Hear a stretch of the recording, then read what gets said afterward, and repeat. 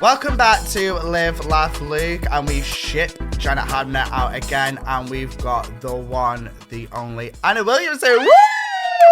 Babe, I am so excited to be here.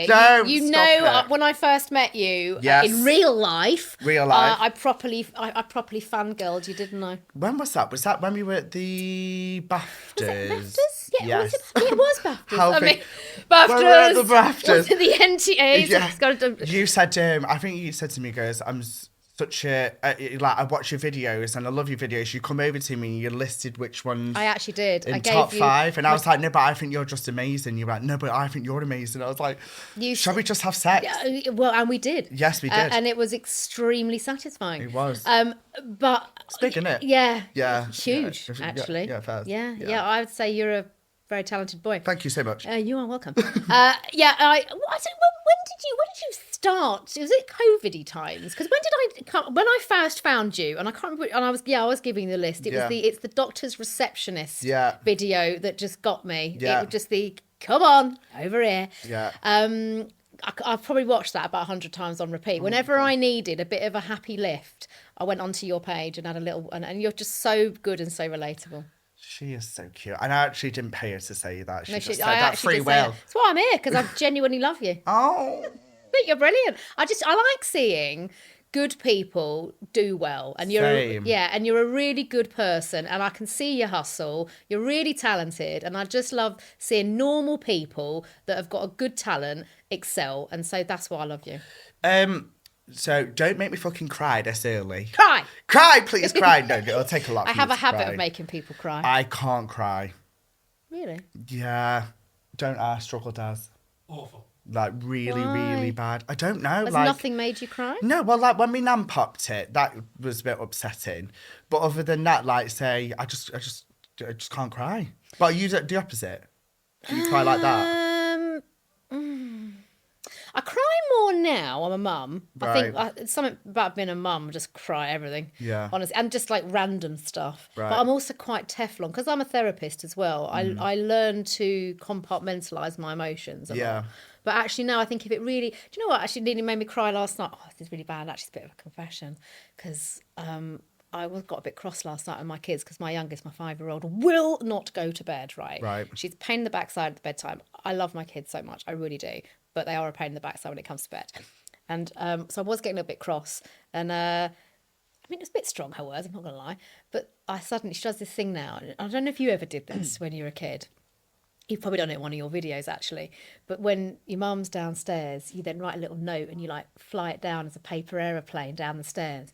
Well, she was doing that last night, and because I did get a bit cross with her, and this little note came through, and in her little 5-year-old writing, where she sort of writes it as she hears it, it's not real spelling, and it was like, I love you so much, even when you're, and then it was angry.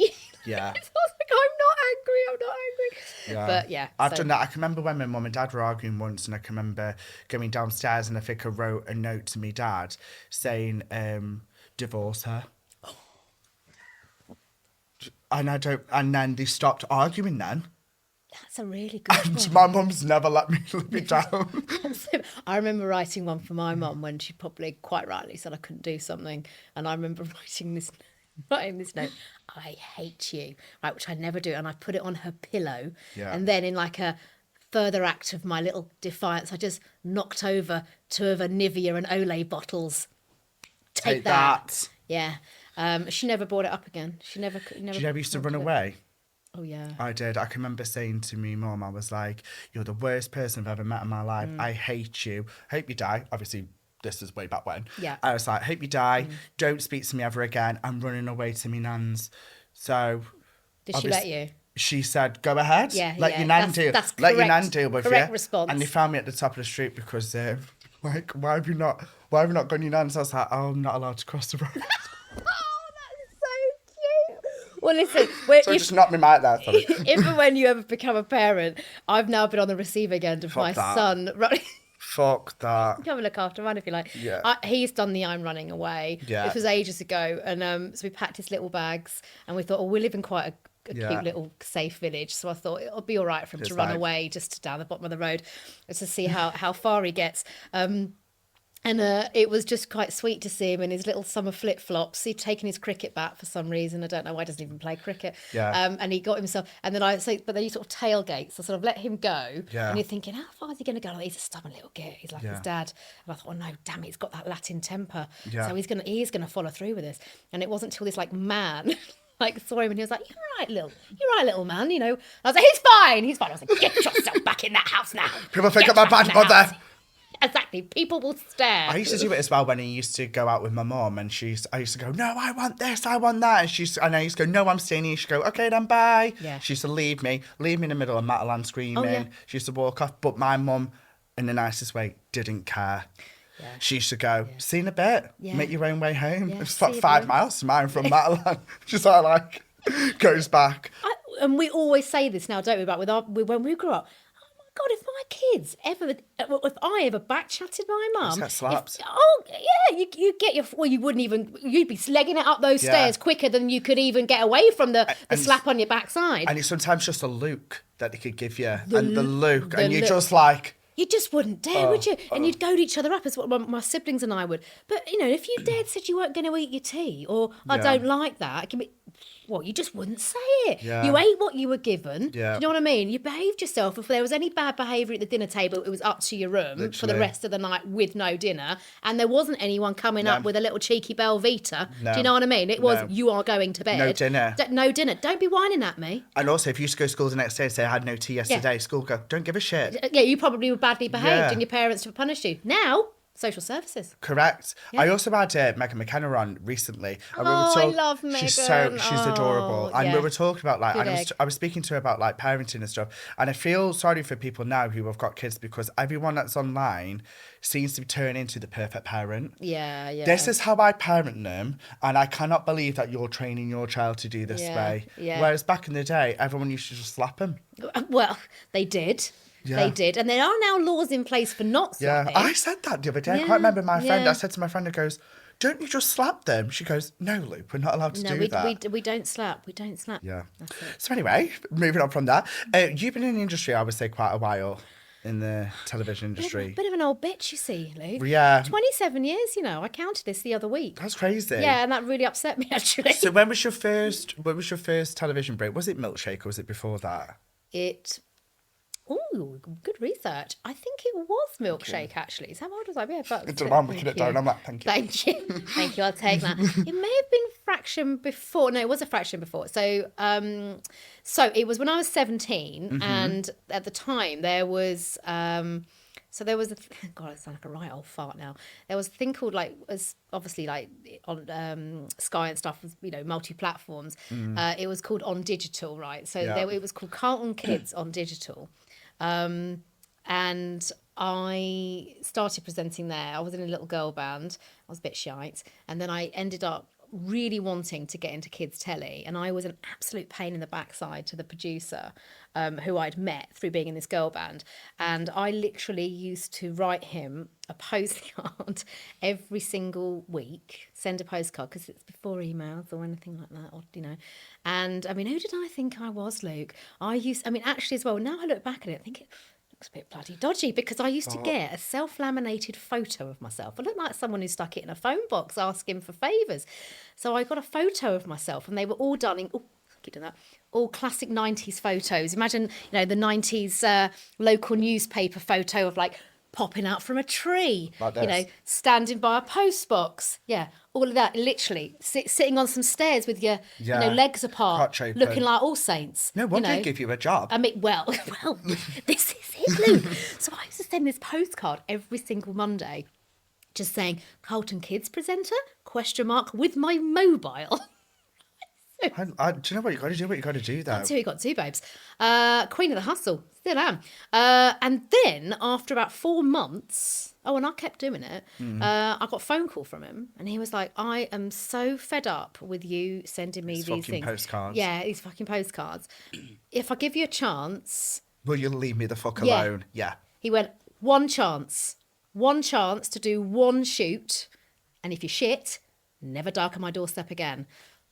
Done. and I got paid £50 to go and do backstage at the Smash Hits Poll Winners Party. The rest is history, my friend. So when you did the back stage of the Smash Hits, did Yeah. you interview any cool celebs? So no one that you'll probably know now or remember that I always remember the first band I ever interviewed was a band called The Cartoons, right? Yeah, there was it. And you'll know the song. It was ooh, ee, ooh, ah, ah, ting, tang, walla, walla. Every school disco. Yeah. Classic. It was them. All right. And I'll be honest with you, I look back at my earlier times in telly presenting, because I went on to do 10 years in kids telly, God knows how, because I was shite. Was it I live? was shite.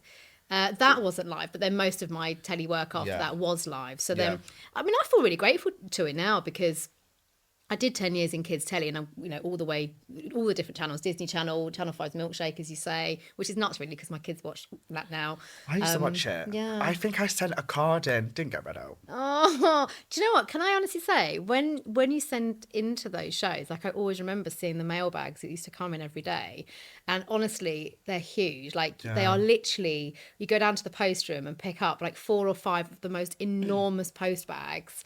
Yeah, it's hard. Yeah. You need to know someone, I think. Yeah. get Well, on. I'm here now. We're talking. Yeah, I mean, we're here now. We're here now. But yeah, so I started out, as a teenager really in kids telly, and then was really just, really kind of kept hustling. I mean, I was rejected for more jobs ever than I ever got, and I always used to say, and I think probably now actually why what I do probably with my other career now in therapy is about building resilience.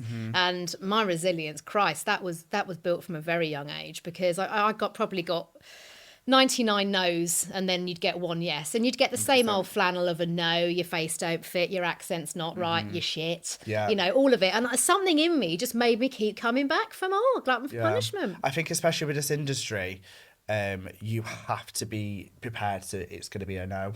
100%. And you've got to not, as hard as it is, not take it personally. Yeah. I think sometimes you're more in fashion possibly than you are at other times. I know I've definitely felt that. Like even just with trends in telly over the years, telly companies often have these really big buzzwords around what they're looking for the next year. Like we're looking for something a bit anarchic or disruptive. They have all these kind of buzzwords of what they're looking for.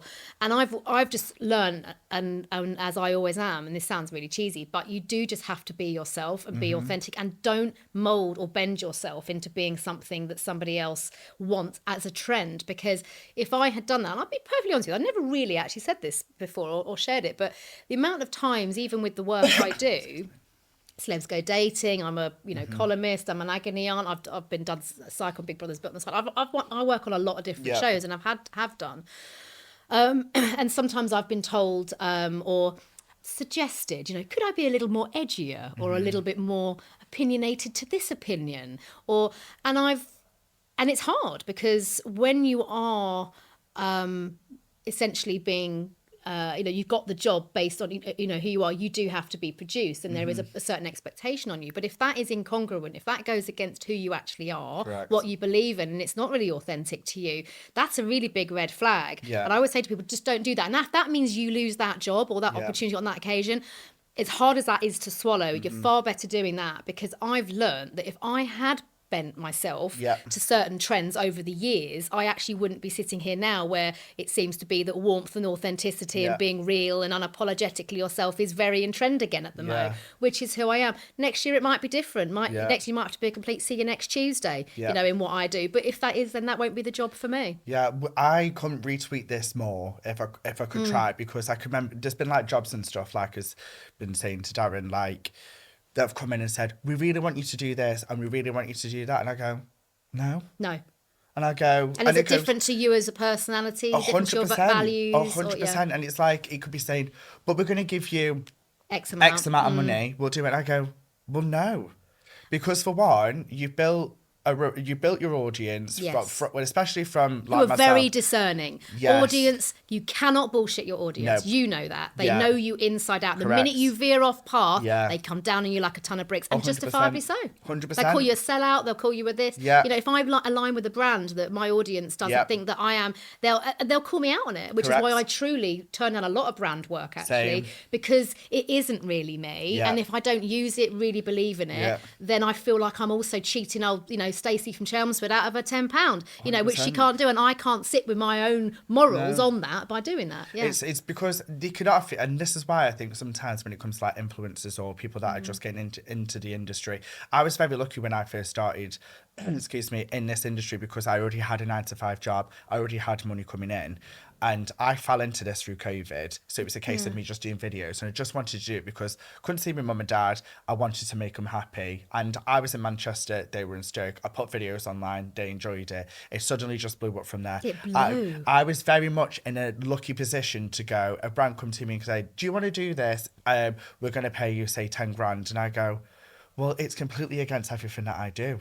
So what's the point of me doing it? But I was in a lucky enough position To be able to to be able to say, but I've also got a 9-to-5 job, so I can probably say no to that, where Yes. I think some people do kind of bend the elbow to being like, oh, I will do that. And I can appreciate that. Yeah. And as you say, I think it's a really good point, actually. Yeah. When you do have, a very nice job offer waved in Yeah. your face, and you're like, I don't know if I can afford to say no to this one. As you Yeah. say, can I bend myself to a Yeah. line? I do see that. I do Yeah. see that, and I do get that. But Yeah.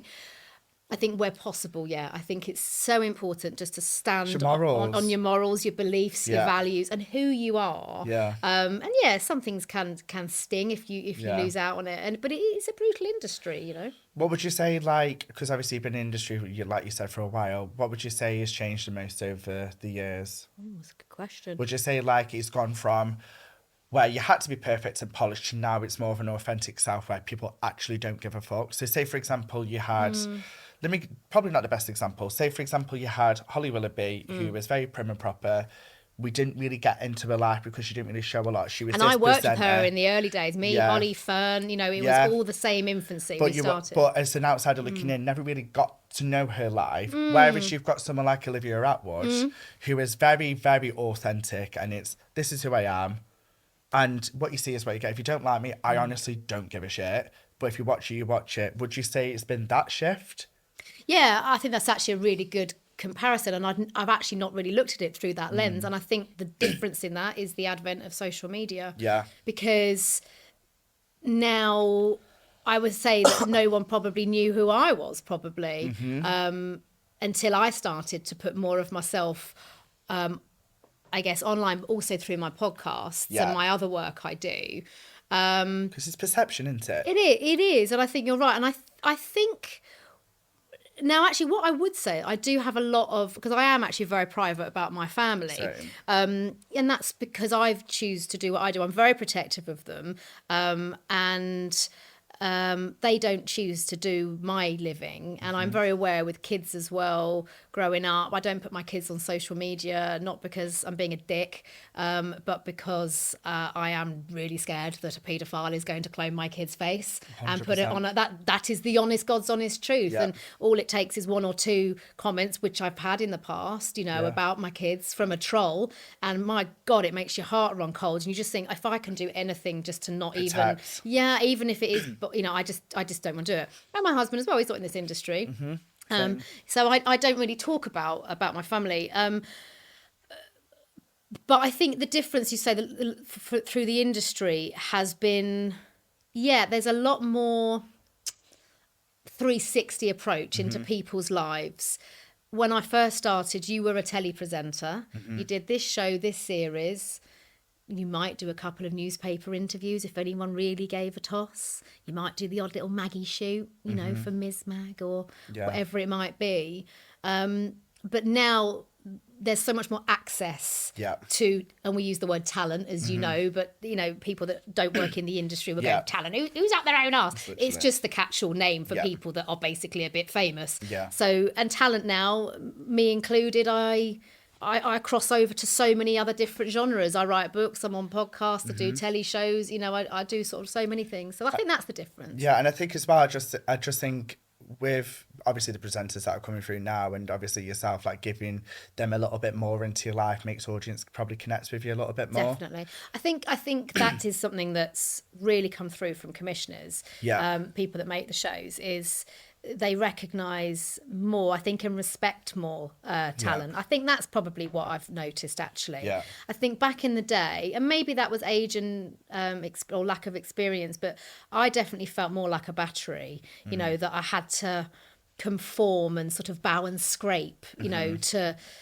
get the gigs. And now, I don't know. I wouldn't know what it's like to come into the industry fresh now, because I wouldn't know what that's like. And I think it's probably even harder because there were more opportunities then, I'll be honest. Like when I worked in kids telly, when I started out in kids telly, we were all part of a little gang, really, because there were so many ops with Saturday morning telly, with CBBC, CITV. You know, there were so many original shows constantly being made. There were arts and crafts shows, science shows. You know, there was so much that was out there, and we were also on the same circuit. So people like myself, Caroline Flack, bless her heart, Angelica Bell, she's going strong still.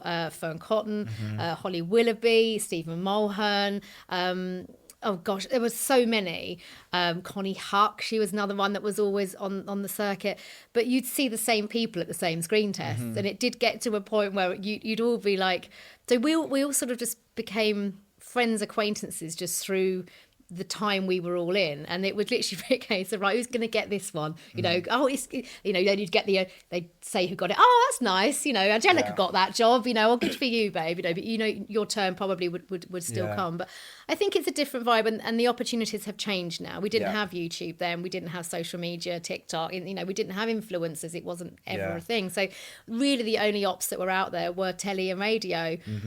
So it was smaller. It was a lovely time, if I'm honest with you.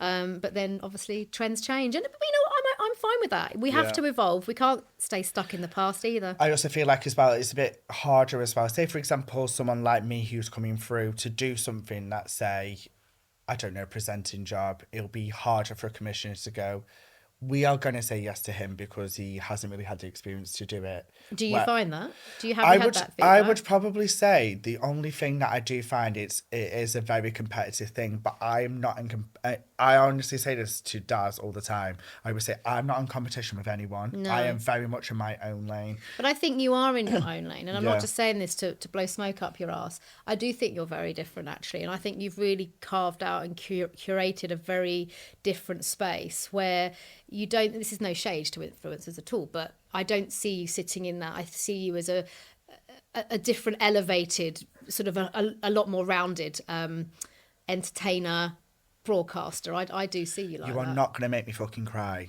So stop trying to. But I think you do, because I think you have a really authentic, really real edge. And I think that's definitely what drew me to you, was because I like seeing good people do good things, but also the fact that you know your audience, you know what works, you are unapologetically yourself, and that's what people want to see. And I do think, you know, I mean, I consider me your biggest cheerleader, because I think, especially where we are now in the country, it's a difficult time. You know, got this ruddy budget coming out. Do you know what I mean? It's everyone's a bit arsey, a bit aggy. I think people feel a bit left behind. So I think when someone that really is at, you know, you represent, I don't think, like the ordinary person. And I think to see the ordinary person really doing really well based on talent is really lovely.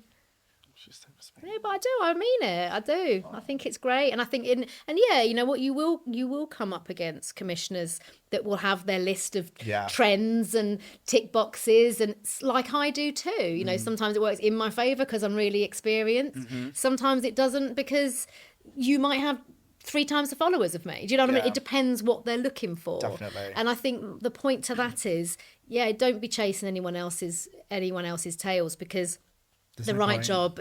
But there is no point because you There can isn't. never ever mold yourself into what someone wants. And also, as well, for me, I just really try not deep it. So it's like, we don't have a Yeah. job come in, do you want to do this? I'm like, oh yeah, fantastic, I'll do it. And then I say, they've gone elsewhere, no problem, see you in a bit. Great And attitude. I always just go, what's meant to be is meant to be. Good And for if you. someone else has done it, let them do it. And I would never ever go, oh my God, I can't believe that fucking person's got this job. I just go, that's fine.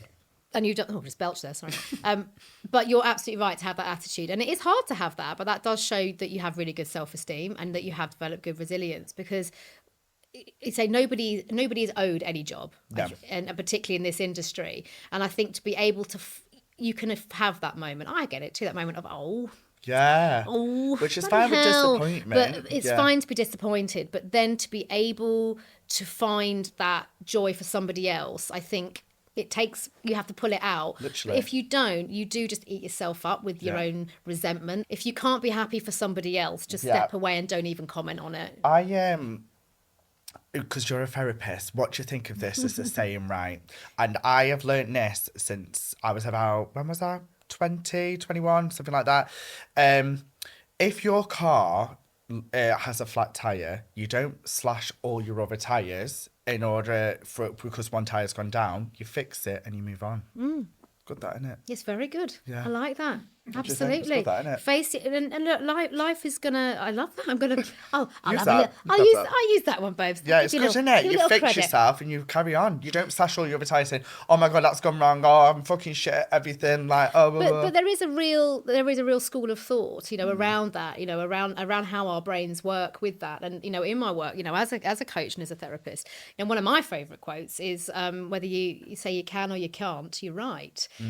Comes from Henry Ford. Because your brain does follow that pattern. And I know lots of, people like me and other people will go on about manifesting and people go, oh, what's all this guff and all this bollocks about?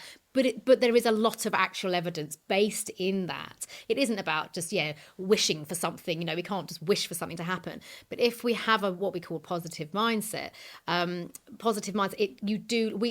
we have a natural disposition as humans to think negatively. We are programmed like that. So we do have to lean in and fight harder to Yeah. try and be more positive. Now that can feel nauseating to a lot of people, and I totally get that. And not to be confused with toxic positivity, when we're not even allowing someone to feel crap about something. Oh, well, never mind, never mind. Let's try. That can just shut someone down. But a positive attitude really does carry you so far. And that mindset, like you say, you don't get a job, someone else gets it. As opposed to going, oh, well, that's shit. Oh, well, I feel shit. And then what tends to happen with your brain? You'll attract something else shit. So there's Yeah. something else. You will walk outside and suddenly your car's late, or you have got a flat tire, and then you get home and you see your cat's done a shit on your doorstep, and how people often go, Yeah. oh, I've had a really bad day today, and it just Yeah. went from bad to worse. There is a lot of school of thought around that. Actually is down to mindset. Yeah. And you do have to physically pull yourself, pause, stop, and push yourself back into a different mindset Yeah. to counteract that. Because normally, your cat shitting on your doorstep wouldn't normally bother you. No, But because you've lost a job, Yeah. the cat shitting on your doorstep has actually it's- destroyed your life. and you go, well, of course And I might that's as well going to top happen. myself. This is it. Correct. Exactly. But a bit of cat shit's nothing. It's nothing. Dog shit is a little bit different because it does fucking stink. Does. So you were talking about obviously being a therapist. Like, what made you get into therapy? Honestly, I had a massive breakdown. That'll kickstart it. Oh God, that'll do it. I mean, that'll she is. fucking do it. Breakdown and a particular see you next Tuesday of a toxic boyfriend. We've all had them. Oh, we've all been there. Mine kid. shagged my best mate. Basically, he it was my first ever boyfriend, and he shagged my best mate, wasn't it? Yeah. Yeah, And and you then I found found out out. after. Yeah, so he basically said, I'm going to take you on holiday and all this side. I was like, oh, and we were literally just ending at this point. I was like, something in my mind said, no, don't go on holiday, Lou. You want to put this to bed. And then he was on holiday with my best friend. They took a photo and he said, oh, we've only shagged once. And I went, oh, just once. And then I just went, bye, cut him out. cut them both out. And then one of them tried, the ex-best friend, well, he wasn't best friend, good friend, come up to me in the bar and was like, can we just put all this behind us? And he put his drink out of my hand, and I just like knocked the drink out of the hand, and I went, fuck off, and walked off. Wow. I don't blame that response. I was going to say, as a therapist, how do you feel about that response? Well, I think that's probably a very fair response. You've been shat on a great height. No one took accountability or showed any remorse to you or your feelings. So of course you did what any human being would do. You go fuck off. However, the said boyfriend then got married a couple of years ago. He then messaged me recently and was like, oh my God, you're doing so well. When can we meet up? And he's married. And I went, babe. Did you reply? No. No. Good for you. I was going to say. Bye. Delete. Goodbye. Mute, block. Yeah. Well, I mean, that is a little bit of karma for you. And I'm not about revenge because I think that's it's easier said than done. I also feel like with revenge, I'm not really a revenge person. I'm more of a case of, well, your loss.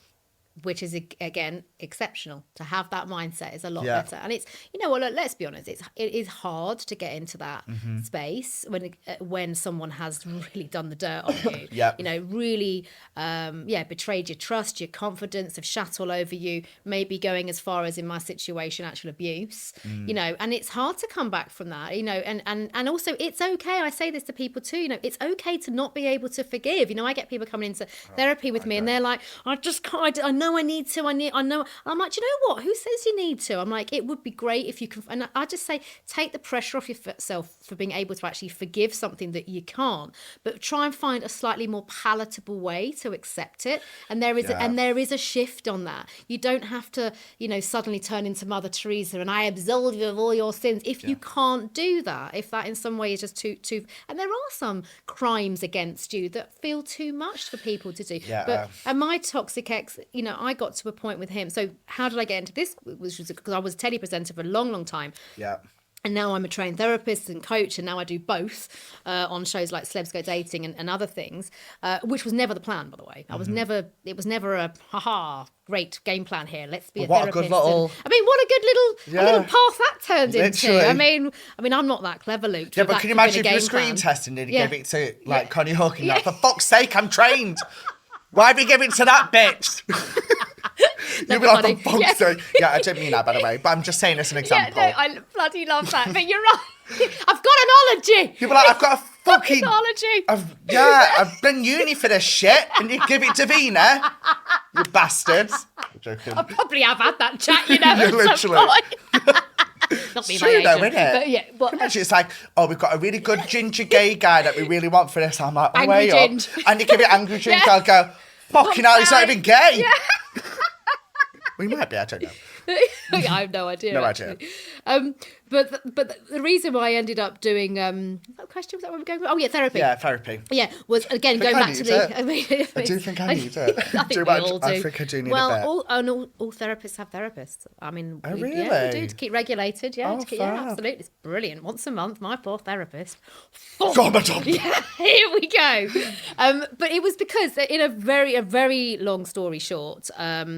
And I've written books all about it. In fact, my first book, I wrote Breaking Mad, Inside a Guide to Conquering Anxiety, was really as a result of coming through an abusive relationship. It was psychological control. Mainly, it was starting to turn physical before I eventually, thank God, found my way out. But yeah, really mental health. At the time I was in my mid-20s. I was presenting a show called Toonatic on ITV, which was Saturday morning tellies, what I'd always wanted to do. I bloody loved that job. Height of it. Literally, Height. It was. Yeah, it was all custard pies, gunge tanks. It was a dream come true. But I was in this relationship, which, I mean, when I look now, I mean, I knew none of this, Luke, when I got into it. But I was sort of 25. I was love bombed big time. It was somebody I worked with, and you know, all the flattery, all of that, moved themselves in quick, sharpish, you know, all of that, and then suddenly it turns the comments about what you're wearing, where are you, who you're seeing, you know, just all of it, and it turned and I was the classic target. You know, to that point, I'd never known a hard day in my life really. From I've never, my family. I've got a good family upbringing. So I was absolute ripe kind of blank canvas of trust and openness. Come and get me. Like the naivety of it all. Absolutely naive as fuck. So when I was in the middle of it, but quite honestly, so when I was in the middle of it, you can't see when you're in the eye of a storm, and it's not till you come out you go, Christ alive, that were bad.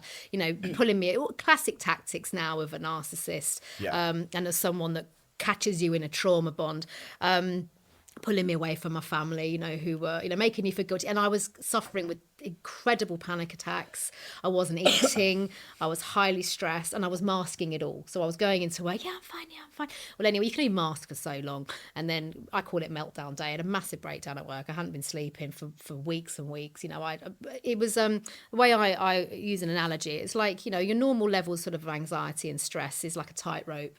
And, it should normally be quite slack, So something, you got to knock into it quite hard for it to trigger, for your anxiety to trigger. Like, I don't know, running in front of a bus or something. Okay, fine. But gradually that tightrope had just got, tighter and tighter and tighter, that anything would set it off. So even like going into Tesco and choosing a ready meal would, I'm panicking. Cut shit on your doorstep. I mean, devastating. Anything. Devastating. So I was just having the most horrendous panic attacks, had a massive breakdown at work, got scooped up by Lorraine Kelly, as you do. If you want to be scooped by anyone in a breakdown, it's her. Yeah. I mean, there she is, telly mum. Yeah. And then I ended up, back door of ITV. Off we go, back home, back to me, ma'am. Stop laughing. Every time I come out with an innuendo, he's laughing. We can laugh about mental health. We can. Okay, we really it's can. How we go forward. It's how in we life. live lives. It's how I live mine. Anyway, went into therapy. I bet you're the kind of person, Darren, when you say my nan dies or something, you literally piss yourself laughing. No. To be fair though, I do. Do you know what it is? It's one of them where I am so awkward if someone says to me, me fucking fella's just cheated on me with my sister. I go, oh my God, that's so bad. So I could not do what you do on Celebs Go Dating. I just go, what? I always remember, at primary school, sorry, this is such a ping pong. I always remember, secondary school, a boy in my class, Jack, came into school. I'm laughing, I'm such a bitch. But it's how I react sometimes to people's bad news when I'm not in therapy mode. And I remember him going, I'm really upset today. My granddad just died. And I remember I literally went, ah! in his face. I mean, that's awful. Only because I didn't know how to deal with awkward situations. Now I can really deal with it. Like, now I've grown up. She's grown up. So anyway, long story short, had a breakdown, went into therapy. It was fucking amazing. Then I came out of therapy, went, oh my God, I need to know about this. So then I started training in therapy. And there we have it, 16 years later, she's a therapist and coach. Well done. Thank you very much. I'm very similar to you, but I do laugh at stuff. So my nan died last year. Oh no, don't make me laugh. Stop this. That's not funny. My mum would be like, oh, your nan died and you were bereft. You came off social media. I remember this as your biggest fan. Yeah. That's not funny. I never gets worse. With you. It gets worse. You were so bereft. I remember you were even having to post old videos because you weren't in the right frame of mind to post new ones. Quite rightly so, because your nan has snuffed it. Oh, you're a big fan. Big fan. Oh, fab. I told you, big fan. Wait, it gets worse. So my nan popped it. I savagely started. I was like, my best friend Dad then tells me his nan died 5 days later. So obviously me being me, and I was like trying to find humour, I messaged him saying, oh, I can't have anything for myself, can I? I mean, I'll be honest, I was thinking it. I was like, let him have a week at least, Dad, like, before you pile on yours. I was like, fucking can't even just have Can't even have a dead dying. nan. Yeah, can't even have a dead nan. And if it happens to me mum, fuck me, don't speak to me. Like, me have my mum die or something. Do you know what? But what I think, lads, is, on LuAnna, one of my other projects, LuAnna the podcast, what my listeners will know, because I talk quite fondly of Dead Nana. Dead Nana's a thing on our podcast. So, and I think it's nice because we keep them alive through our little anecdotes. I mean, my Dead Nana would be horrified in the way I talk, because it became a thing on LuAnna, where I don't know why I confessed to this, but Louisa jumped on it, as of course she would, because I'm a bit embarrassed to say it. I papped my nana when she died. Did you? Do you know I was very tempted to? See? Were No, you I there? was. Did you see her? I saw Did her. you see her brown bread? Yes, I did. Right. It was the worst thing I've ever seen in my life. Awful. Her neck Hideous. Sagged. It's the worst thing I've ever seen in my life. You can actually see them start to No, it's sink. the worst thing. Can't you? It's You've the seen them worst start to thing. sink. I walked in, I said, my Traumatising. nan looks like a tortoise. Her neck sagged to here, and Why I is there went, a cushion to hide my and I literally went, I looked at my sister, and I went, that's not my nan. And she went, no, it is. So I said, they were all like, it was really, it's a really sad moment. They were all holding a hand and all this. Like, I couldn't touch her. I was like, fuck that. I felt funny as well. I went, fuck touching her. And I said to my cousins, I went, listen, look up the top bit down. It's a lot better. I said, all I can see is hair. And that's what I could see. So I looked at it from here and I could just see hands, feet. It was great. When I saw the face, the neck, you don't prepare for your neck. Actually, honestly, he's right. And I think, well, so this is why. So Dead Nana became a thing unintentionally, but because... You took a photo of your dead nan. Well, yeah, because I was on my way to go and see my nan when she was still alive, like thinking she was alive. It was like visiting time to see my nan. So I'm on the way to see my nan. I get a phone call from the hospital saying, I'm ever so sorry, but your grandmother's just passed away. So obviously I'm like, oh, so like just weird, like spontaneity. I was like, well, I'm on my way to the hospital. I'm going to still go. And in my head, I'm like, I don't want her to be on her own. Like, and I was like, the nearest one there. What were you doing? You're doing a fucking selfie with her? Well, Hi, Nan. I'll get a few likes. Like, no, like your modelling days when you used to send it to like the commissioners. Yeah. This is the pitch for whatever. Milkshake. Yeah. Stop it. Oh my. You know what, Nana, I hope you're laughing. I know, this. I mean, really no, my hope you're nan's down laughing at here. this. Nan, I hope you're laughing. She's way down there. But I went in, and so, but I just remember feeling a bit like, because grief and those situations, you don't know what to do in those moments. It is shock, it is weirdness. And I remember I got to the hospital, and so she'd been past maybe about 10, 15 minutes, you know, and I was like, so my mum hadn't arrived yet, or my aunt, like her. So I was like, group chat. She's dead. Yeah, well, yeah. So I was like, I don't know what to do. So I went in the cubicle and I you know, started crying a little bit because, you know, obviously that was awful. And I'm like, oh, it's my nan. Yeah, and I loved her very much. But yeah, I was like, it's weird when you see someone, like it's the first dead body I'd ever seen as well. And like, I've seen a few. But it's true when people say it's not them, and that's why I'm so like about the soul thing. Now I get it, because I'm like, that was just bones and skin. Do you know what I mean? That wasn't my nana. Do you know, that wasn't my nana. And it was like, you can just see that someone's soul is when you're living. I know it sounds really woo-woo. No, it's so true. But they look so different when they're not actually here. Honestly, it is totally different. It is like, that is my nana, but it's not my nana. Just so different. And then I'm thinking, well, because I've got a couple of brothers and cousins, and we're all really close. So then I'm thinking, oh, because that's it. The doctors are like, well, we're going to take your grandmother, you know, down to the, you know, wherever they take them. Yeah, in the morgue. In the mo. In the fridge. So in that moment, I'm thinking, oh God, it was a bit panicky. It's a bit like, well, I'm the last person to see her. No one else is coming. And so in my panic, it's a weird state, I thought, maybe they'd like to see Nana for the last time. Yeah. So I then get my phone out and I'm doing a little photo shoot of different angles of Nana. So then I'm on a group chat with my brothers and my cousins, and then I was like, sounds a bit weird, but I've just taken a photo of Nana if anyone wants to see it. And this is why I love all of my brothers, obviously, because they're boys, and my cousins are male as well. We're like, no, we don't. Why did you do that, you absolute freak? It's in sheer panic. Yeah, it's like, I can't believe you've taken a photo of Nana dead, you absolute lunatic. I was like, so no one then. No. So now on my camera roll, you want to see him, don't you? Don't, you don't have to show me. But I can remember the woman saying to, when me nan just passed, she went, do you want some hair? And I went, I don't know. And my mum went, yeah. And then my auntie went, yeah, we want a lot. Suddenly, I went, giving her a quick short back inside. She's not even cold.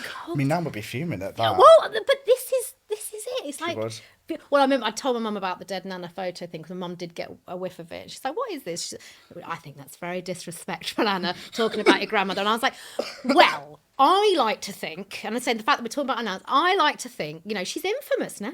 You know, everyone knows about me dead nana. Dead nana on LuAnna. Yeah. I think I might need to get a jingle. You should. Nana on LuAnna. Yes, that was really There good. we are. Death is really weird because if anyone ever goes to see a dead body, it is not that person. It isn't. It's weird. It isn't. It's so odd. weird. Yeah. And instantly they go really cold, like when you lift Instantly, and they instantly start cold. to sort of. I could actually see my nana. pass Like I know it sounds. bowels and This stuff. sounds well. Oh no, thankfully not that. But as I had to leave quite soon after because I did get a bit scared, like a bit freaked out because you could sort of just see the body starting to relax and just like. Do you know, sometimes literally- they still move as well, you Yeah, know. I was not happy. I know. Have you ever seen someone die? No. I've seen one death, Have and it was the you? most horrific thing I've ever seen. Actually, it wasn't Do you bad because mind- how did I they didn't die? quite like him, to be fair. It was my mum's dad, and he's a bit of a dick.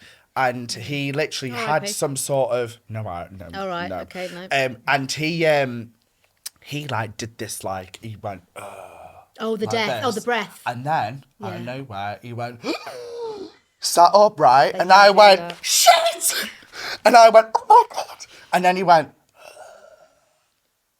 and like that, and I'm not even kidding. I just went, what in the fucking Ghostbusters has just fucking gone on then? And then he died, and then he shot himself. I don't like him. I don't give a fuck. Yeah. It's the death breath Don't. thing. We had a story last week on LuAnna which had me howling because again that is a thing. True So we story. talk about death breath, but it was of a young woman that I can't remember the exact family dynamic, whether she was a nurse or whether it was no, I think it was a boyfriend's granny or something. Anyway, she happened to lean over the lady who was passing to do I don't know, to move something or I don't know, and as the lady who was passing away breathed out, and apparently it was so bad. Poor girl turned around and vomited in a corner, and it was she felt awful. There's a few people in the streets with death breath and are not even dead. They need a spearmint. Pronto. It's I don't think that mints can ever be Help a dead person. well no, I don't that for a start. I don't think we could ever highlight the importance of a mint actually. And roll on. And roll on. Now, do you know what? Paul C. Bronson, who I do Celebs Go Dating with, he stink? he smells delightful. He does smell But nice, I've do you know met what him. he brings around? It's a thing now. We don't get them here in the UK. He gets them when he goes back to America. But do you remember the little Listerine breath mint strips? Yes. Do you remember those? I used to sell them in school. Right. It was a thing, wasn't it? Do you remember? Yeah. But we don't get the little mint Yeah, tab. like a gel. Yeah. So he carries them with him everywhere. Wow. So, but the minute before we do a take or we do a interaction with the stable, anything we do, he was just like, and he hands them round, and everyone just takes a little mint, and it's great because let me tell you, there is no production that exists with better breath than Celebs Go Dating because that. everyone has a little one of Paul's breath mints. Going on to Celebs Go Dating, you must love that job. I do. You It's do? I mean, honestly, it's one of the best things that ever happened to me, really. And I think, Perfect job. well, it is. And actually, do you know what? Going back, we know we said about kind of finding peace and trying to change mindset around shitty things that happen to you and, around, not being able to forgive and forget and stuff. But I do think there is a way of shifting a lot. And for me, this sounds a little bit... I think I know what you're going to yeah, say. like I would never wish myself ever to have been in an abusive relationship, But but what's it was come out of it. right. But I think, I'm certainly not trivializing to anyone that's going through abuse. It's horrendous, it's awful, and it's the most disgusting thing to ever happen to anybody. And lots of people can't come back from that. I Yeah. do respect that completely. I'm never going to play that down ever, but I did find a way to It's your superpower now. rationalize what I'd been through. And go, well, do you know what? Had I not been through that experience with him, I would still be la la la, blissfully unhappy, Naive. little, middle class Anna that's never had a boo, never said boo to a goose sort of thing. And I had such mental health lows. I really did feel quite suicidal at one point. I really can appreciate from Yeah. a first person perspective on how awful it feels when Yeah. your mental health is in the toilet and you feel like there really is no way out of it. And Yeah. I think for me, having experienced that now, and now my work in relationships, and that's why my two passion areas in therapy are mental health and relationships, because Yeah. those are the two key areas I have personal experience of. it only makes me a better therapist from from an empathic point of view as well, but also to hopefully show that there is hope out there, that 100%. once you learn the tools, the techniques, you can there's plenty of things you can do to recalibrate with it. So if I hadn't been through that, I would never have trained into what I do now, and I would never have got a show like Celebs Go Dating and be so passionate about the work I do, from that 360 approach. And I love the job. Same thing with me, really. Like, I was severely bullied when I was in school, and I feel like because I was bullied, it's made me now as an adult go, well, I'm not going to take any shit. Regardless of what someone says to me, you could say the worst thing to me and I will still say, well, I don't agree with you because that is not something that I want to do. Like someone telling me I need to do something, I go, well, I'm not doing that if I don't want to do it. I'm sorry to hear you've been bullied, and I think you are a great example of somebody that is, again, turning that experience into, you're a very resilient person now, and you're not bitter. No. And that's hard, and to not be that. How would you say you have managed to calibrate that, Probably wouldn't say I have really dealt with it. I would say I was trying to deal with it in therapy, and I mean, Nan fucking popped it. Oh, no. And I thought, I can't really deal with this and this at the same time. So we did a bit of a pause there, and I was like, I'll come back to that probably when I'm 50. It's don't think I really have dealt with it. I think for now, I think because I've tried to, in a way, be my most authentic self, it's made me go, well, I was never able to be like that because I used to always have the piss taken out of me. So I used to always be in a situation where if it was in PE, I couldn't be my full self, or if it was at school, I felt like I couldn't be myself because my full self, I was always subject to someone saying something to me or saying I shouldn't be like that, or gay or faggot or something, and it made me go really inside and go, oh, I can't be it. And I can remember a conversation with mum, and mum was like, do you want to stay on with your sixth form and stay with the people? I said, I can't think of anything else worse. I want to go to a college where no one knows me and be who I want to be, because I'm being around people now who really disrespected me in school. Why would I want to stay around that? Right. And I think that's why now I think now as I've got older, it's made me go, you did really well then, because you really moved away from like what was essentially as trauma. Yeah, you changed your environment. Yeah, and now, of course they want to know who I am. Well, I was just about to say, have you been... Hi, hope you're okay. You're really doing well, aren't you? Delete. Have you ever had anybody message you that did you a wrong to apologise? I think I had one, but I think it was back in the day.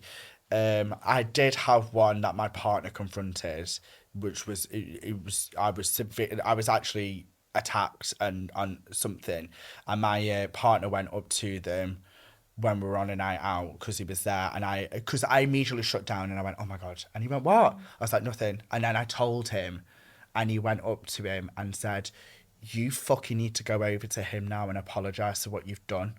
And he's with his girlfriend at the time. And he come up to me and said, now I'm a dad, I realise, like, if anyone did what I did to my daughter, I would probably I'd do life. That was really bad. So he apologised to it. But the others haven't apologised. But I also don't care for an apology. It's weird, isn't it? It is. I mean, if we were in a therapy room, I would love to unpack that even more. But we're not. We're on your podcast. And let's swiftly move on. Let's swiftly move on. But I think, without wanting to sort of wrap it up with a little bow on that, but I think, bullying is disgusting and appalling, and it can leave scars so deep for a very long time. 100%. And I would guess that you mask a lot. Oh, gotcha. And obviously your comedy as well. But I think, again, as a therapist, it's perfectly okay as well to not be okay with it sometimes. Yeah. Go, no, do you know what? That was a really shit thing that happened to me. Yeah. And I've carry pain around that, but you can compartmentalize that. Yeah. We don't have to be completely absorbed by that. But I think that will always end up being one of your biggest motivations. 100%, and I think comedy definitely helped me with that. Definitely. Because I've just gone, but it's actually quite funny. I used to go, I'm either going to get punched in the face or I'm going to have to try and make them laugh. So I just try and make them laugh, and then sometimes they laugh, sometimes I got hit. I think a lot of people who are funny often say that, actually, around it. So obviously you've got a really big podcast as well called LuAnna. How does that come about? So that Louisa and I were friends. We became friends when we lived near each other. We had babies at the same time. We were both doing. I was actually one of the on-screen psychs for Big Brother's Bit on the she was Side, on Big Brother, and wasn't she was she? on Celebs Big Brother. So we met in the green room. Her first comment to me was, "Oh my God, you're fucking huge." I was about to give birth. So was she. I was just going to say, Yeah, fuck me. yeah, but I laughed because actually, do you know what I loved about it was I was feeling foul and awful just about to give birth, where you just don't, your vag is like a baboon's ass, like you Yeah. just, I mean, I can't relate, but yeah. yeah, and actually, but I have quite a robust sense of humour. I grew up with brothers, Yeah. even now, my brother will ring me, all right, dickhead, you're right, Yeah. hoe bag, it's just the way we banter. Yeah. It's all with love. It is. And Lou, and it made me laugh. I could have been really offended in that moment. I rarely get offended. And I laughed, and I was just like, I actually quite like the fact she's just come out, "Oh my God, you're huge." I was like, "And you have no filter." And we're going to get on. And we're going to get on. And then, again, long story short, I was doing another podcast of my own called Breaking Mum and Dad, which was a supporting podcast to another one of my self-help books. I got Lou on. We end up having quite a divisive but funny conversation around the biggest topic you never talk about to any woman that's just become a parent, which was breastfeeding or bottle feeding. Just don't go there. It was divisive. It was funny, and it had a huge spike in listenership. People just seemed to, and the feedback was really like your dynamic, like you're really opposed in your opinions, but yet you really respect each other and have a bloody great laugh at the end of it. And that is basically that is LuAnna. Yeah. We share a lot of the same values. We are very different in many ways, but actually we're quite the same in a lot of ways. What really bonds us is our ability to just we see the fun in pretty much everything, but that's not to say we aren't afraid to go deep, which we do a lot. We have a lot of people now that come to us for advice and support and friendship, through us. But we also, we're happy to kind of sail close to the wind when it comes to opinions, political views. They're often very divisive between the two of us, but at the end of it, we very much stand on having as much free speech as we possibly can, which we can't. But there is a way of doing that without offending, without being rude, but always with respect and respect that other people can have a different opinion to yours. But guess what? You can still be friends with somebody that doesn't think the same thing as you do without going, "Oh my God, you're such a bastard. Oh my God, I'm going to cancel you in 5 seconds." There's obviously a way of saying things and of confronting things, but we're pretty passionate about that, and actually we're quite passionate about just having a bloody good laugh. And I'd say the majority of what we do now in LuAnna is just giving people that twice weekly escape from That's what you need. from bullshit. And we've always got a vag joke. There's always someone that's pooed themselves in public, and you are welcome. More often than not than me, to be honest. I do poo a lot in public. To be honest, you could probably have your own segment. Yeah. You can if you like. Like your nana. Yeah. Yeah. Yeah, actually, I think we've rinsed that one to death. Yeah. So. So you've also got the LuAnna big party. Yes. Tell me about that. It's next Oh, it's October. fat everywhere. So excited. You have to come. I will. Come. So, so LuAnna the big party. So we're going to be 8 in October. Ooh, happy birthday. Thank you. So we've decided, because be completely honest with you, we were planning another big ass tour. We haven't done a tour for a couple of years because I'll be honest, it takes a lot of work, and we're lazy bitches. It takes a lot of work and a lot of money. We are happy to put all of that in if we can, but we are also really busy. Lou travels a lot. I do a lot of other work as well. LuAnna, and also our priority is always making sure we get out. Our banging episodes every week. And we keep delivering. So we are still thinking about doing a tour, but we think realistically, because also we don't just do a tour, Luke. It's a singing or dancing, Bobby Dazzler. It's a flipping production number. So we don't just stick anything out the back of a fag packet. So because we have delusions of grandeur, always, we've shifted that slightly. So we thought, you know what? We want to do something for 2026. Let's do a big birthday party. So we're going to the Troxy in East London. If anyone wants to come, I think there's only a handful of tickets left now. It was amazing. It sold out the first couple of days. We're doing 2 parties, a matinee and an evening on October the 3rd. And essentially it's, just think 3 hours of booze, food, dancing, singing, stupid games. It's just an interactive It's like party. Bongo Bingo, isn't it? It kind of is. Yeah. We may or may not have done a research visit to that. But you know what? We steal stuff. And that's fine. But it really is just fun. It's all of our team, and it's just very LuAnna-y. And we've had some very fun tickets is that then? How many? How many tickets is it? How many people would you say? I think each show is 1,600 each show. Oh, me. So yeah, I last checked actually, and I believe we've only got about 100 left on each show. I've just done a show And I've just done a show and it's like 1,000 people there.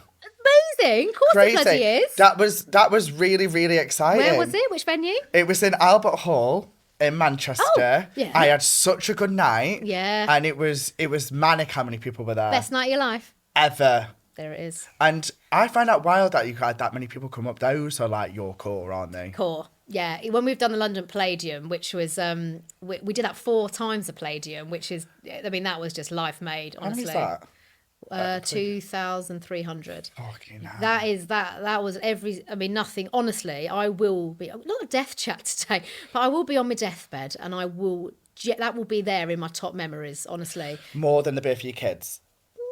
Yeah. yeah. Marriage. Oh yeah. Yeah. It was This podcast. Yeah. Never on my last breathing words. With I've got my death breath and my Listerine mint will be. Pulls out like that. Yeah. There. Have that. Have that. Laugh. That's crazy though, the Palladium. Yeah, it's. I'd recommend doing it. It was I don't amazing. think I'd be able to sell Oh, that. babes, get on. Oh, come on, you come and join I us. think I need to do like a show. Like I'm a celeb or something. Do a show. Yeah. Because you asked me to do Celebs Go Dating, didn't you? Yeah. And I was like, I did actually. got a fella. Yeah, I know. Fuck him I was off. a bit annoyed Get about the that. money in. Yeah, yeah. Never say never. There's always a space Remember for when I you. said about being authentic? Joking. No, I'm only joking. Yeah. Can you imagine that? I was going to say his name, Nan. I am leaving you. I'm on Celebs Go Dating. Yeah. I mean, we'd wheedle anyone out in the casting process with that. I couldn't kiss on tally. I couldn't. Well, I mean, you say that. Many people think they can't, but it's very discreet because when we have the dates on Celebs Go Dating, yeah, but it's very hands off with cameras. I mean, there isn't a lens in your face. I mean, we do. Okay. It's all quite. Everyone steps back. No one's interfering. And it is amazing how what I love about Celebs Go Dating is we shoot for 3 to 4 months. Actually, a series takes us so. Everyone settles into it. Everyone starts feeling quite rightly very nervous, you know. But then, they get to know myself, Paul, Dr. Tara, Tom, and they start to relax into it. They start to come in and enjoy the sessions they have with us, in the agency. We do genuinely get to know them, and they realise that we do really genuinely care. Like, we do really care. And it's amazing how quickly actually that a lot of that kind of awareness goes. Yeah. And people will just lean into the social experiment of it. If only I didn't have a fella. Well, listen, if you're I'll not... give you a ring. I'll give you give us a a ring. ring. So we're going to go into the section of Touch My Balls. Have you seen this? No, but I need to. Okay, you haven't listened to the podcast. So I do know. You pick out the confessions. correct. So this is the section of Touch My Balls. It's got confessions from the audience, me, you, and we just have to react to it. So Fine. give it a spin. No, I have seen this. Can I move it? Of course you can. That's exceptional in a way. Oh, look at that. Oh. Where did I come from? Do you want to give it a read? Yes, I do. Hang on. Oh. Oh. Oh. Watch me pink ball. Oh, it's cracked ball, actually. Okay. Oh. Right. No. Connie Hook, we're busy. Why don't we just... Fuck off. No, it's our Nans. It's our Nan. It's fucking the Nans. It's Margaret. It's our fucking Nan. It's Ruth and It's Margaret. What's your Nan called? It's Maureen, Margaret, Margaret and Ruth. MRM. Aren't they just Nan names? Aren't they Nan names? Aren't they? And the other one was Dorothy. Elaine. Oh, Mine. and- What was your dad's mum called? Penny. Brilliant. Right, Reggie? Ready? Right, confession. Yeah. How do I tell my partner that I am the one that put the wrong stuff in the fish pond and unalived all his expensive fish? The guilt has been eating at me, no pun intended. I would say I think it's been and gone now. I think you just need to leave it. I would just... No, I would... Have they got kids, did they say? Hasn't said. Just partner. So basically, she's killed her partner's fish, Yeah. and the guilt's been eating it. I mean, I'd say guilt is a horrible. I think guilt's one of the most wasted emotions. And the most guilted. I have the most guiltiest conscience ever. If a I police do. knocked on my door and said, there's been a murder down the street, I'd go, it was me. Yeah, I'm the same. Or driving terrifies me because as soon as you see a light somewhere, freak out. I'm like, what am I doing? My belt on? Have I got, Yeah. all the time? Is my taxing date? Yeah. All it is. But also, yeah. as a therapist, right? Yeah. This is probably a good thing that you have got a guilty conscience because that means you get out what you feel Get it guilty out. about. I would say if guilt is eating, I mean, I think sometimes it is about like picking your fires. Like I would always say, genuinely, I would always say, look at in your head before you do anything, think of those like both scenarios. What will happen if you do this, and what will happen if you do this? So what will happen if you do tell him? What would the anticipated outcome be? Yeah. Is he, and then play with those answers. Is he likely to be really upset, hate your guts for life and divorce you, in which case it might not be, It's not that deep. Yeah, exactly. It's looking at what is the kind of best outcome, or they might just be like, oh, but get over it, and then you might feel good because you've purged it. For me, that's what I always do. Weigh up the two outcomes, and then find the best solution for which will assuage any guilt. But equally, you don't want to be ruining your whole marriage over fish. You don't. And also, I've got these pair of slippers that my partner wears, and I fucking hate them. And accidentally, they were in the charity bag the other day, and they've gone, and they're asking where they are, and I've gone, I don't know. Oh, I've done this with my husband. And I've gone, don't know. I've said it now, but I don't know where they've gone. Yeah, and how? And did they accept that? Well, they don't know. They do now. Yeah, I mean, but sometimes it's just, I think fish. Who cares about fish? Except from Attenborough. I mean, well, that's true. That's true. I think. And a chippy. Yeah, obviously. Well, true. I would say just be careful. You don't want to rock the boat unnecessarily. But if you are weighed down by the guilt, you just got to say it. If it's going to eat you up, and you just have to suck up what the outcome is. At the end of the day, he's not killed your nan. No, that's He's true. not killed Ruth. No, he's not killed true. Margaret. No, or Maureen. Yeah. Or Peggy. Or Elaine. No, Dorothy. Dorothy. Yeah. He's just killed some fish. Yeah. And, unalived them. Yeah. Yeah, anyway, we'll move on. Yeah. Well, let's go to the laugh section. So, Anna, let's play a game of Anna, will you or won't you, son? Right, so I just want you to tell me if you stay with this person if they did this to you. If I do what? Sorry? If they did this to you. If I'd stay with them. If you stay with them. All right. So, what? I'm like, what the fuck? Mm-hmm. Okay, so if you caught them texting someone behind your back, would you stay with that person or not? Is this me personally? Personally, you, and as a if I therapist. Not, I wouldn't say like, show me you're funny. It's more of a case of like, you've hurt. Oh, it's dick behaviour. Yeah. Get on.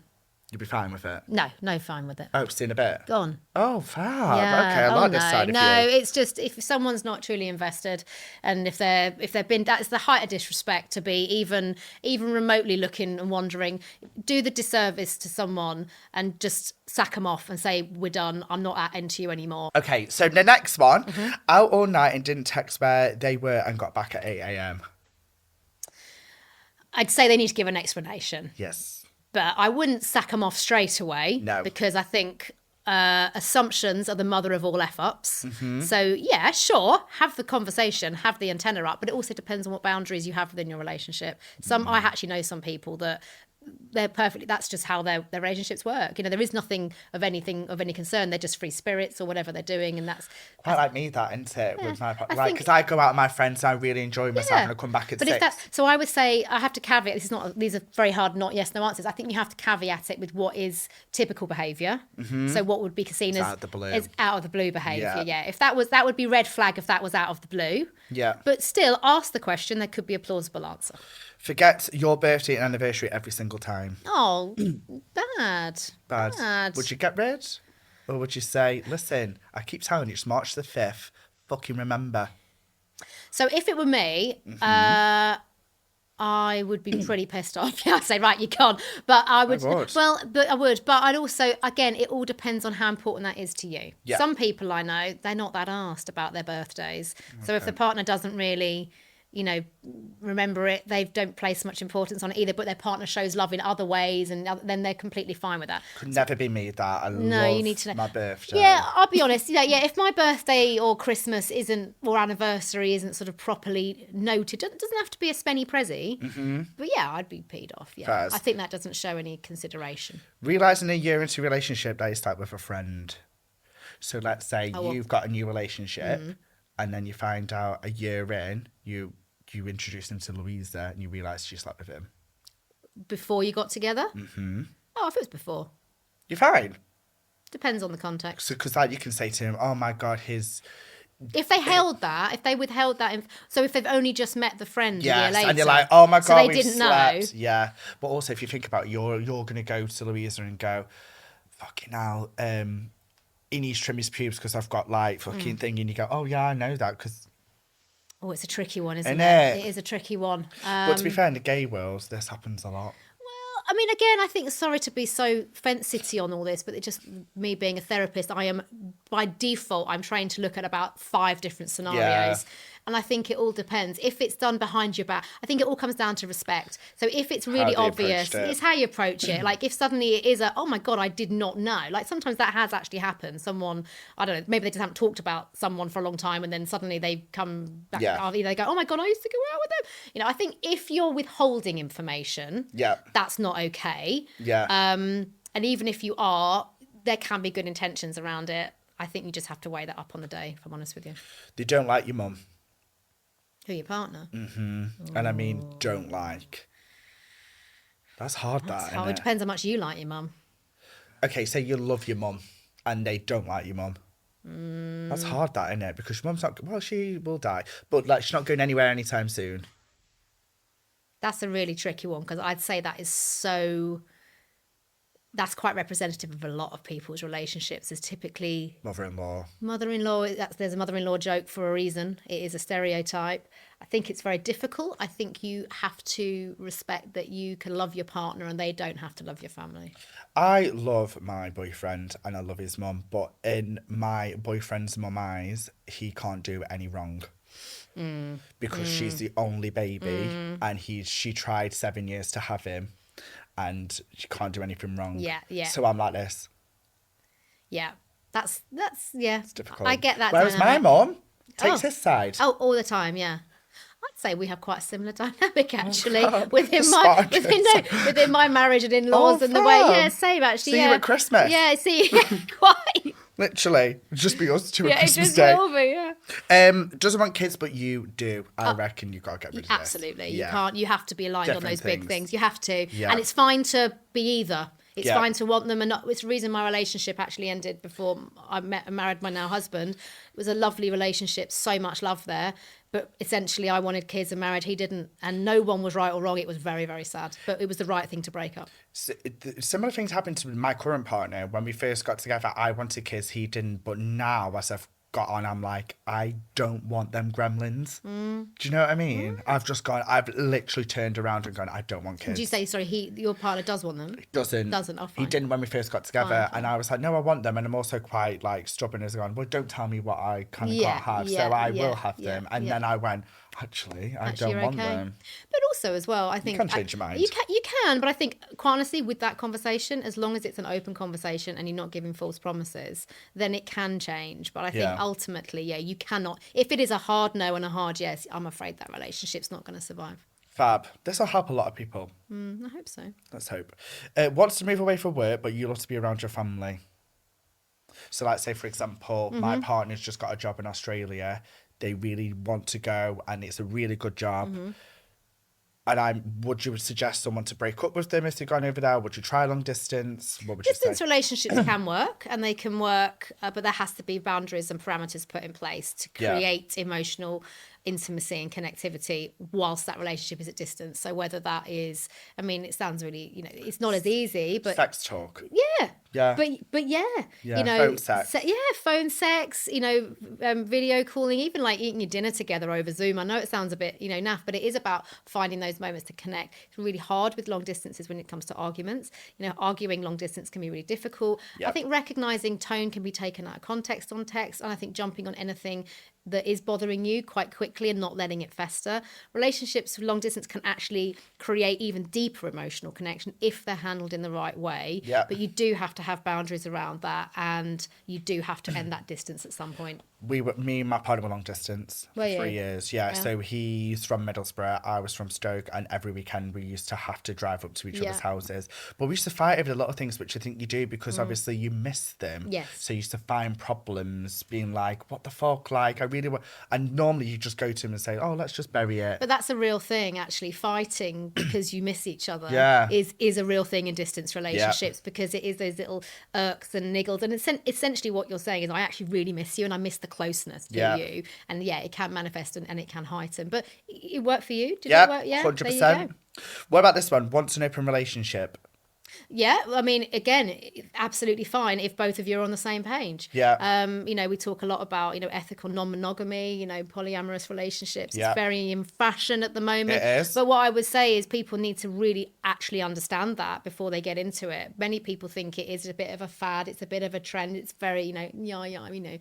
That's great if you really are into it. But the people I do know that practice open relationships really, really do absolutely drill down on boundaries and that communication. Correct. And I think my personal opinion is I think it's very difficult to sustain an open relationships well until there's a shift. Yeah. Suddenly, you know, because you are, you know, and I think it can work well if you can dissociate and detach and do it for whatever reasons you want to have an open relationship. But if there is any grey area or one of you is not into it as the other, I think it's very difficult. I'm too jealous.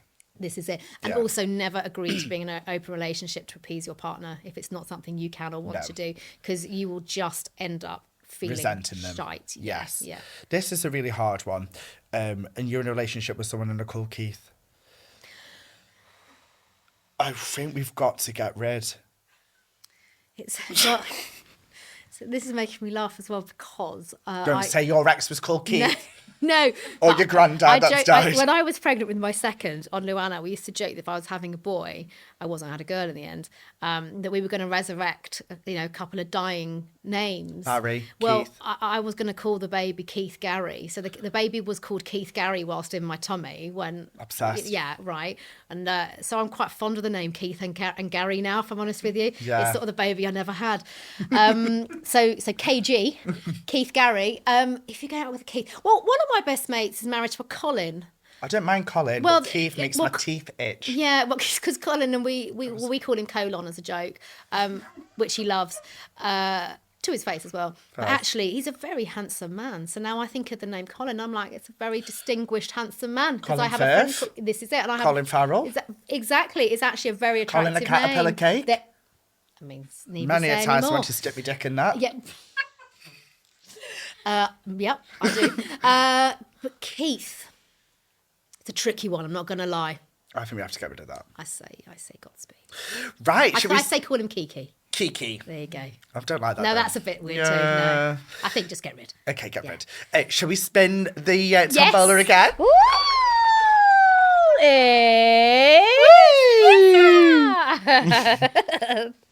Right. Oh, that means it's your confession. Oh, okay. I mean, we confessed a lot. We've gone through the fucking mail of today. I pat my dead nana. I think that's a confession. Literally. But, well, I need to took a photo as well.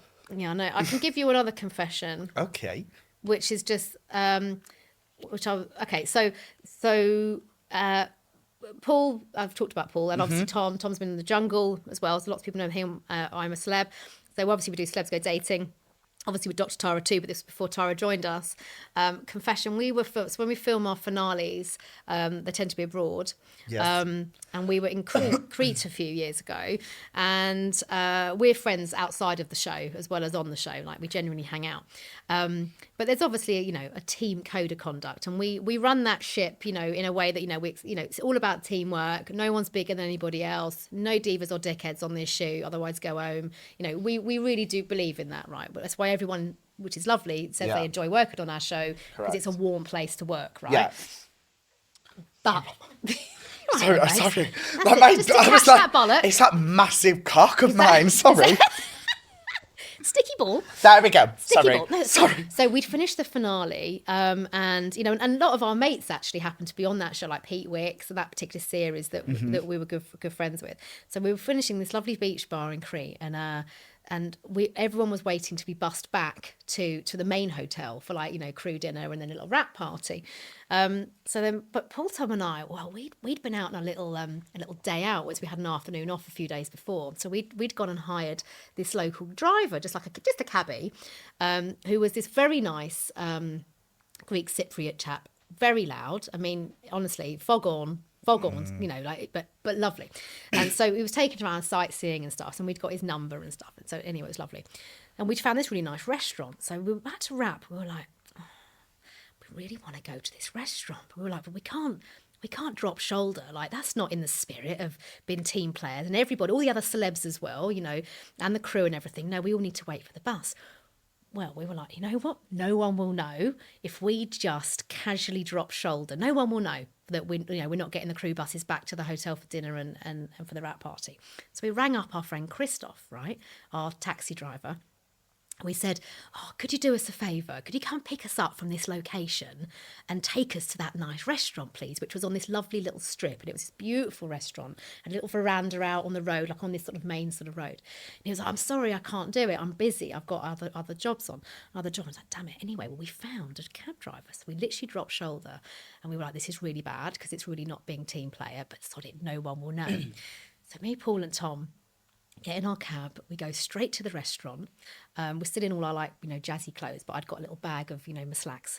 So we get there. We thought we were fucking masters of espionage because we'd got out. Everybody else had to wait for the buses.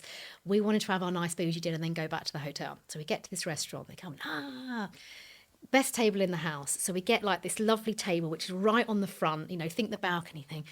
Say to Tom and Paul, I said, lads, I'm just going to pop to the lavvy just to go and get me a sequin dress off and, just put something more comfortable on. No problem. Paul's like, what should we get to drink? Well, we're wrapping the series. Let's get a really nice, expensive bottle of champers. We don't normally do it, but let's treat ourselves. No problem. On it. This is brilliant. This is great. We're so naughty, but brilliant. We didn't invite anyone else. We kept it properly on the down low, right? It's just us, our little thing. I go off to the lav. Come back 5 minutes later, a couple of minutes later. Both the boys sat there. They both sat next to each other. My seat was opposite them. Sat there, just looking like Vacant, like they've been slapped in the face and shocked. And I was like, what's wrong? my outfit, that shit. Yeah. Is it that bad? Yeah. And there is literally an ice bucket with a really lovely bottle of champagne. The glasses are sort of half full and Paul is sort of in mid-pour still, but sort of like he's been frozen in time. And what's happened? They were like, oh my God, what's happened? They were like, that was the most awkward moment of our life. I went, what's just happened? So apparently they're sitting there. I've gone to the loo, so I miss all of this, thank God. They've sat there facing on the two chairs which face up the road. Paul then pops the cork, high-fiving Tom. They're just pouring their expensive champagne. Here we are. And this bus comes along the high street, right? Suddenly slows down, right? So stops outside. Honk, honk. The window goes down and it's Christoph, the cab driver, who also masquerades as the bus driver. Paul! Tom! And the whole back of the bus was every fucking celebrity that we've been working with, every crew member, everybody is there, and we are pouring Dom Perignon. And everybody's like, you fucking cool! as the bus drives off. Yeah, we got outed. Everyone hated us. Oh, no. Yeah, so we got outed for having our bougie little private dinner. And then it was just, you couldn't have made it up how this bus came along, slowed down, honk, honk, Paul, Tom, where's Anna? And what a prick. Everyone, yeah. Christoph. I mean, he wasn't a team player, was he? No, was his shit. You know what I mean? Good confession. Okay. Woo! Right, so we're going to go on to my favourite section, which is me. Yeah. So I just want to ask you some advice on these relationship topics. Once to cheat, always to cheat? I do a lot of work around affairs. Okay. I wouldn't say it is cut and dry linear, no, but no. Okay. Is flirting with someone considered cheating? If it's intentional, yes. Fab. I want to know this one. This is a bit cheeky. You don't have to answer it, but I really want to know. Who was the biggest dickhead on Celebs Go Dating? The fact that no one genuinely automatically comes to mind makes me think that nobody was actually that much of a dickhead. Any divas? Again, I'm honestly not just sitting on the fence. Nobody that really... Honestly, I know it sounds a bit boring, but nobody really is. I think, quite honestly, our casting team is so brilliant as well that we wouldn't really cast anyone that was being a massive diva or a dickhead, because it just doesn't work in a production like that. Because you do have to be on time, you do have to put the effort in filming. We do ask you to be, fully in on the process. So actually, if anyone is a bit of a diva and a dick, I don't think they really make it on the show. Well, fair enough. Yeah, it's probably the honest answer on that. Should we do this spin for the final time? Yes! Here we go. Here it is. The final confession. Right, here we go. Oh, go on. Get on with it, Anna. Right, I need some advice. I'm losing interest in the guy I am dating because he is just simply boring. Say what you feel, Bebs. I hate admitting this, but I am enjoying the luxury life with him as he is well off and I have grown up with nothing. Okay. What do? I know it's not always about size, but he has a big willy too. Okay. It's quite hard, really. Pardon the pun. I mean, all I'd say is, really, babes, you're using him. So, don't be a dickhead yourself. I get it. It's tantalising. It's lovely to be experiencing something you've never had. You're tasting a bit of the good life, and so I do get the appeal. But equally, if it isn't someone that you're particularly connected to other than his bank balance, it's not love. It is just convenience. You will tire of him. He may tire of you. He may not. He might love to just keep, showering you with gifts and stuff.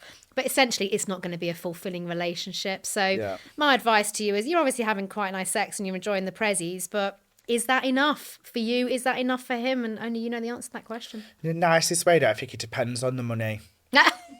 Because if we're talking like, I don't know, you're an insurance broker, get it. But if he's Bill Gates... I mean, there is a line. I do get it, Lukey. There is a line. I do get it. I think as long as it's all very consensual, there's nothing wrong with a transactional relationship. And if he's okay with being open, have your cake and eat it. Well, that is true. That is true. And you could be like absolute hot stuff. Yes. And he might be like in awe of you and thinking, this is working really well for me. Yes. And I think, I'm being deadly serious actually, I don't judge any relationship dynamic because that's the whole point of relationships. Whether, say, you're in an open marriage, whether you're in a transactional marriage, whether it is based on different motivations, if it's working for you both, that's great. I actually do know some transactional relationships where there's respect there, but there isn't emotional love or connection. It is sex and enjoying themselves. Correct. That's fine. It's companion love, which this sounds like, or companion. If it's working for you both, you do you, honey. Exactly. Yeah, but if he's not happy with it, then obviously don't be using and abusing some dude that's fallen in love with you. I think you need to be kind. Always be kind. Yes. Is what I think. And upfront. Yeah, just be kind. I want your money, but I also want to shag someone else. Yeah. And if he says that's fine, then great. Yeah, perfect. Yeah. So, have you enjoyed yourself? Oh my gosh, I want to be a permanent fixture. Yes. I would like that. Yes, no. No, I do. I've had a really good time. I've loved it. Honestly, I think you're great. And I've kissed your ass enough. Yeah, and I think you're great. Well, thanks, and babes. I love you a lot. I appreciate it. No, I think it's great. I've had a lot of fun. Thank you. You asked some good deep questions as well. Thank you. I mean, you got depth. I mean, you're the triple threat, babes. Thank you, babe. Sign him up. Thank you so much for listening to Live Laugh Leap. Make sure you give us a 5-star rating, follow us on all socials, and we'll see you next time for Live Laugh Leap. Say bye, Anna. Bye, Anna. Woo! Yay!